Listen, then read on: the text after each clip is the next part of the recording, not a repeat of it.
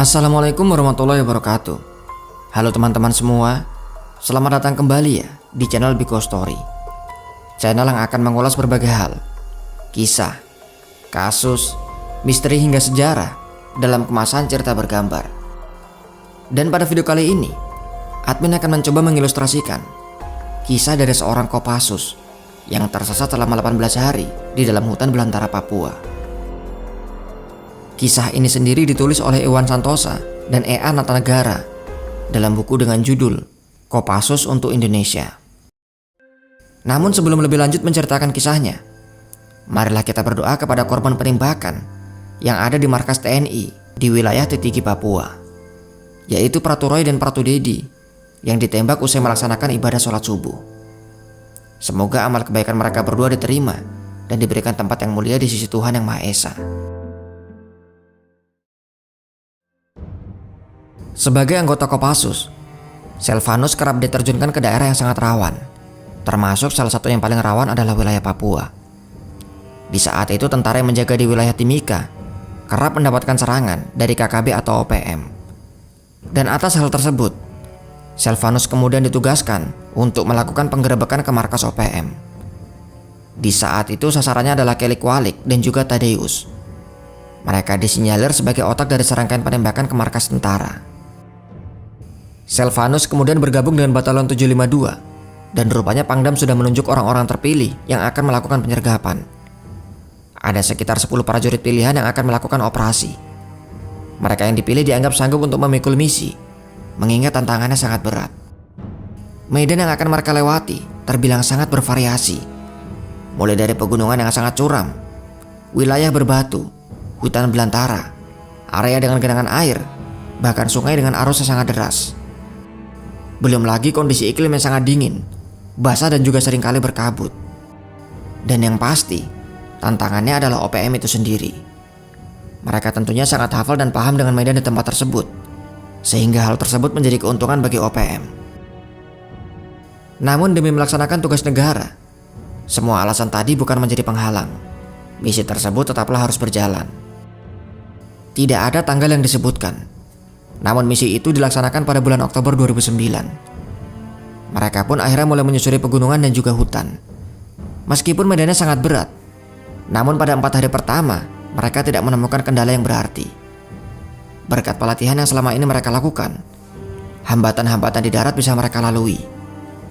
Namun masuk di hari kelima, rupanya rute yang mereka lalui terhalang oleh sungai yang sangat deras. Hal tersebut bukan menjadi masalah bagi Selvanus. Pasalnya, dirinya bahkan dikenal sangat jago dalam urusan berenang. Namun di saat itu ia tidak mengetahui jika salah satu anggotanya ada yang masih kesulitan untuk berenang. Di saat itu 5 prajurit sudah berhasil sampai ke seberang sungai. Hingga tiba di prajurit ke-6, yaitu seorang kopral.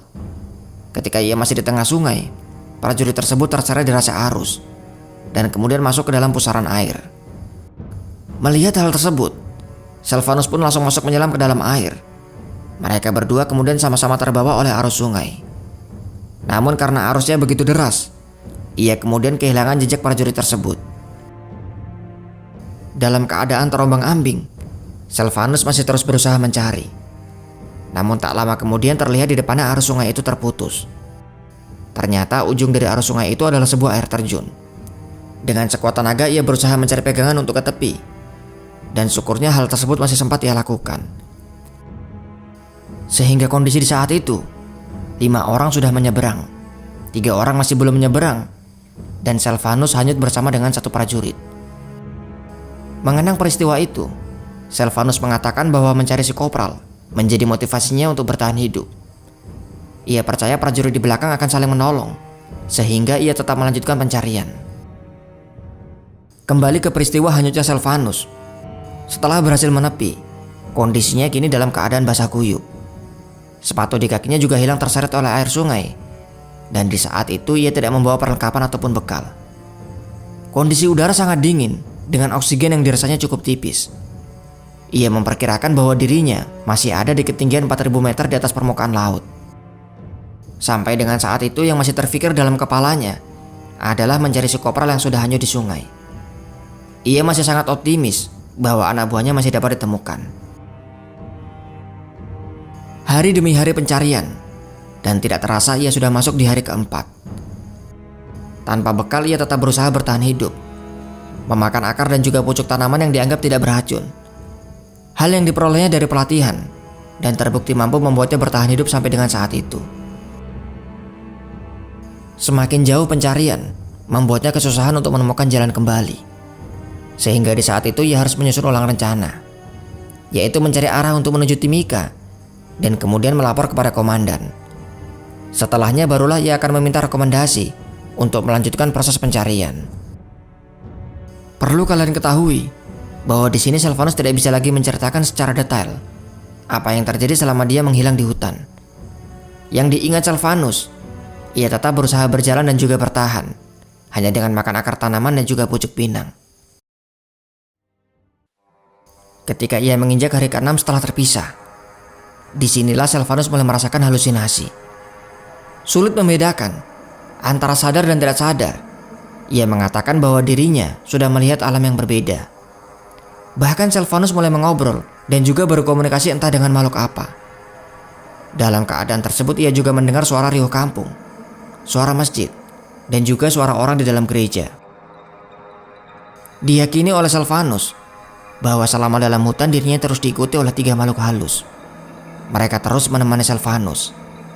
Dan ketika matahari sudah terbenam, mereka semua kemudian mendekat.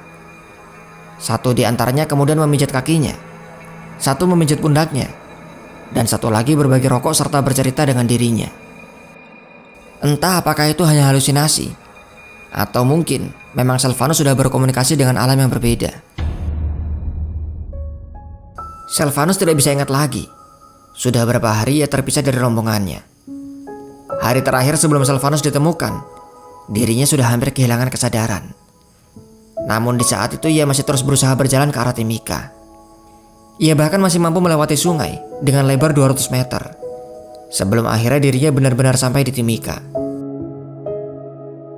Tepat di siang hari di sekitar jam 12, Silvanus mencoba beristirahat dan kemudian ia tertidur. Disinilah akhirnya Silvanus ditemukan. Menurut wakil komandan satuan tugas, Silvanus tiba di Timika hanya tinggal tulang berbalut kulit. Matanya terus berputar liar seperti penarik kecak, dan telapak kakinya bengkak penuh dengan potongan kayu. Bukan serpihan kayu, tapi memang benar-benar potongan kayu. 4 orang dokter dari Freeport akhirnya turun untuk memeriksanya, dan syukurnya Silvanus dinyatakan sehat. Bebas mulai dari cacing tambang sampai dengan penyakit malaria. Dan di saat ia sudah mulai sadar, ia langsung menanyakan bagaimana nasib pasukannya. Rupanya sampai dengan saat itu, Silvanus masih memikirkan prajuritnya. Setelah melewati masa pemulihan dan dinyatakan sehat, dirinya kemudian diundang oleh Danjen, Pangdam dan juga para staf untuk kemudian akan makan-makan di Jayapura. Di saat itu ada peristiwa yang memalukan, namun juga sangat lucu menurutnya. Danjen, Pangdam dan juga para staf, di saat itu mereka semua terperangah. Bagaimana tidak, makanan satu meja semuanya bisa dihabiskan oleh Silvanus. Benar-benar membuat semua orang di tempat itu menjadi heran. Sampai dengan Silvanus menceritakan ulang seluruh peristiwa, dirinya masih terus tertawa jika mengingat peristiwa itu. Namun rupanya ada orang pintar yang mengatakan bahwa ada makhluk halus yang masih mengikuti dirinya. Itulah yang membuat Silvanus makan begitu banyak. Sehingga selesai dari acara tersebut, Silvanus langsung dibawa ke orang pintar untuk dimandikan dengan bunga. Tepat pada pukul 12 malam. Kesaksian orang yang ikut saat itu, selesai dimandikan dan tersadar, Silvanus kemudian langsung bertanya, mengapa dirinya ada di Jayapura? Itulah kisah dari Silvanus, seorang Kopassus yang selamat setelah 18 hari dalam hutan Papua. Versi lain menyebutkan ia tersesat selama 11 hari. Entah mana yang benar, karena memang tidak ada tanggal yang disebutkan. Nama Silvanus juga hanyalah nama samaran. Tidak ada juga informasi lain dari operasi tersebut. Apakah anak buahnya berhasil ditemukan atau tidak? Dan apakah misi tersebut tetap dilanjutkan? Yang mungkin semua itu disamarkan demi menjaga rahasia negara. Namun kisah ini memanglah kisah nyata, dimuat dalam sebuah buku dengan judul Kopassus untuk Indonesia, ditulis oleh Iwan Santosa dan juga E.A. Natanagara. Dari sini kita bisa melihat contoh luar biasa seorang pemimpin yang terus berusaha mencari dan tidak ingin meninggalkan prajuritnya yang hilang. Mungkin sekian kisah kali ini. Jika ada kesalahan ataupun informasi yang berbeda, silahkan tuangkan dalam kolom komentar di bawah. Sampai jumpa kembali di video selanjutnya. Wassalamualaikum warahmatullahi wabarakatuh.